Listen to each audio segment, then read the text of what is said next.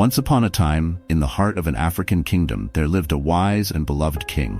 His palace lay nestled between green valleys and towering mountains. This was a prosperous land, rich in beauty and resources.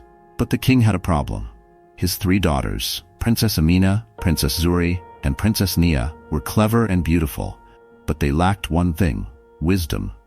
And without wisdom, even the greatest kingdoms can crumble. One day, the king called his daughters to his royal chamber. "My dear daughters," he said, "it is time for you to show me that you can care for this kingdom. Each of you will be given a piece of land. Your task is to make it flourish, to bring something valuable to our people." The princesses agreed, though each had a different idea of what this meant. Little did they know, the choices they were about to make would reveal the true nature of their hearts. Princess Amina, the eldest, loved nothing more than beauty and luxury. She took her land and built the most magnificent palaces anyone had ever seen. Grand arches, gold accents, sculptures, it was a sight to behold. But as she admired her reflection in the grand mirrors, the crops went untended and her people went hungry. Amina's eyes saw only the glitter of jewels, but the soil of her land began to fail. Then there was Princess Zuri, the second daughter. Zuri was ambitious, but she cared only for wealth. When she looked at her land, all she saw was a gold mine waiting to be harvested. She ordered her people to cut down the forests, dig up the earth, and collect riches. And for a while, she grew very rich. But without trees to hold the soil, the land became barren, and soon Zuri's fortune was worthless in the face of destruction. The youngest daughter, Princess Nia, was carefree and full of joy. She loved festivals and fun. She spent her time dancing, hosting grand parties, and inviting everyone to celebrate with her.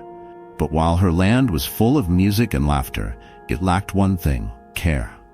The fields were empty, and the people had nothing left when the festivities ended. The joy was short-lived, and so was the prosperity of her land. One by one, the princesses returned to the palace, offering excuses for why their lands had failed. But the king, though disappointed, was not angry. "My daughters," he said, "this was not the fault of your land. It was your hearts that failed. Beauty, wealth, and joy are meaningless if they are not cared for.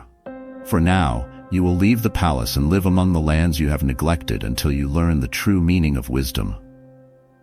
And so, the 3 foolish princesses were sent to the wilderness. There they struggled to survive, until one day they met an old wise woman. She was kind and patient, and she taught the princesses how to nurture the land, how to plant crops, and how to care for the animals. Slowly, the princesses learned that true prosperity comes not from taking, but from giving. Years passed, and the princesses returned to the kingdom, not as foolish girls but as wise, humble women. The king welcomed them back with open arms. He saw the change in their hearts and knew that they had finally learned what makes a kingdom truly flourish: wisdom, care, and love.